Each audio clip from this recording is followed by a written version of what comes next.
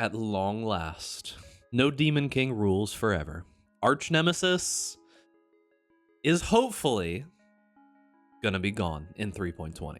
Now, you're gonna have to forgive my voice a little bit. I'm a little bit under the weather, as it always seems to happen around league start time. I seem to just kind of get like the pre-league flu, curse, whatever it might be. But this is big news. I know I'm a little bit late. I did read this news on stream over at twitch.tv/bigducks, which you should go follow, by the way, yesterday, and I was, honest to God, completely shocked. I will be real with you.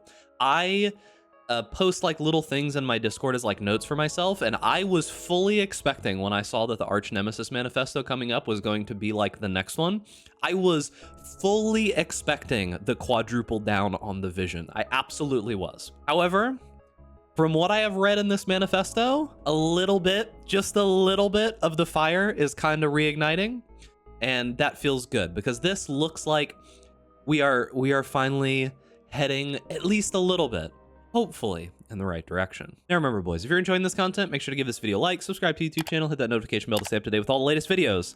And without further ado, let's get into it. All right, boys, I really, really, really hope I'm not getting debated here. I really, really hope. Let's go through this. There's not a lot of changes to talk about, but these are some big changes. These are going to be some changes that I think a very large portion of the player base has been looking forward to. In our upcoming 3.20 expansion, Archnemesis will be replaced with a system that is more similar to the way monster mods worked in the past. Pretty much that's all you need to read. That's it. You know, video's over, but we're going to go through it anyways. The issues that players often have with Archnemesis were that keyworded mod names were not fully descriptive of what they did. Yeah, it's like, what does Deadeye do? I don't know. It apparently does like 5 or 6 or 7 different things. What are those things? Who knows? I mean, I don't know. There's like 15, 20, 30 different ones, and it's like, well, it's got this giant list of, you know, like a book full of modifiers. Who knows what they do? I don't. I've played with Archnemesis for a couple of leagues now, I think, and I still don't know what half of them do. I just don't really care. I die pretty much instantly every time I see certain combinations, so I was like, okay, well, whatever. The mods often had multiple effects bundled, which made them harder to understand. Due to how many effects were included in a single mod, it made too many counters too complex. Yeah. Definitely a big problem. And the way that Archnemesis rewards were set up meant that many players felt like they couldn't just kill a monster. They had to consider if they wanted to bring a Magic Find character in to maximize rewards. This part right here is probably my biggest issue towards the end of 3.19, because to be fair to GGG, I do think that loot did get slightly better over the course of the changes in 3.19. I do feel that it was okay. I don't like it more than what we had previously, but it's definitely different. It's definitely interesting. The one big problem that I had was the whole loot goblin fiasco, where it felt like you were getting this huge sense of FOMO, or fear of missing out. So like you see this big Archnemesis mod and you're like, whoops, I killed it too quickly and now I missed out on 20 divine, right? Because I didn't go grab an MF color and bring them in here to kill it. So that felt bad. So the goals that they have for this new system are: mods do one specific thing, thank goodness. Mods say what they do rather than having a thematic name you must learn and remember, thank goodness. Encounters are simplified on average while retaining interesting fights. I do think that Archnemesis did create more interesting fights. I think it just, in some cases, created too difficult or too frustrating of fights. So this new set of changes should hopefully fix that. And players are no longer required to do annoying actions to maximize rewards. This is something that I've said about these kinds of video games for a long time, is that we as Path of Exile players, as like hardcore RPG, you know, like big brain nerdy type gamers, we will min-max the fun out of games. That is just something that we do. So the problem is that if the most efficient way to do things is not fun, that simply means that the game is not fun. And that's kind of what was happening in 3.19. And that was one of my biggest problems with the system, is that the most effective way to do this was to either like swap into some MF gear or pull in an MF color at any time that you saw this big crazy creature, instead of just kind of being able to like vibe and chill and relax a little bit. So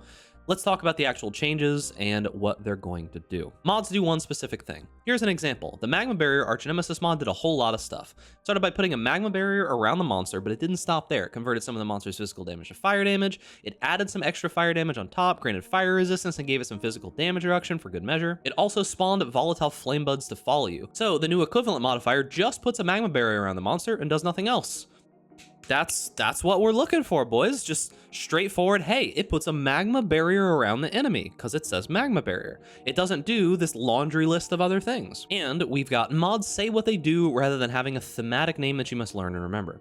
Honestly, I got what they were trying to go for here with Archnemesis previously. They wanted to just have, like, you could see at a glance and be like, oh yeah, so this does this various things, right? The issue with that system is just there were too many of them. They did too many things. Like when one modifier does 6 different things, it's really, really hard to tell what it actually does, right? I still to this day don't know what like some of the modifiers do. So they say, for example, rather than incendiary, which broke down into 6 properties, you now see monsters with either ignites and fire ignite resistance, or instead of Deadeye, you'll get stuff like applies a random mark, it has extra crits or accurate, kind of how things were previously. They've also tried to simplify the encounters on average. The pool of mods that involve complex interactions like spawning volatiles and ground effects have been heavily diluted by the presence of the simpler mods. This means that you encounter more complex fights less frequently, but interesting and challenging emergent behavior from overlapping mods can still happen just less often.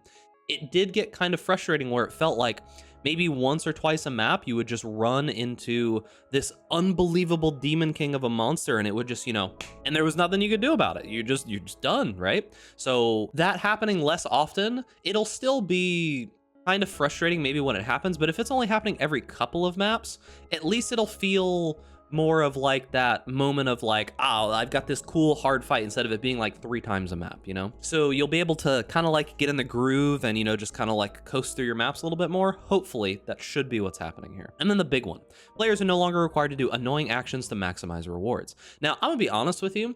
I did a lot of like theory crafting and stuff with Stream, and we came up with a bunch of ideas and such, and I've talked about those in some of my videos, but this change that they've made is actually one of the most obvious ones that they could have possibly done, and it's good. It just makes me realize that I'm not a game designer, and I like it when GGG, you know, puts their thinking caps on and comes up with these just very elegant changes that really do fix stuff like this. So let's talk about it. In Archnemesis, rewards were associated with individual mods. This meant that you could tell what kind of rewards you would get in advance.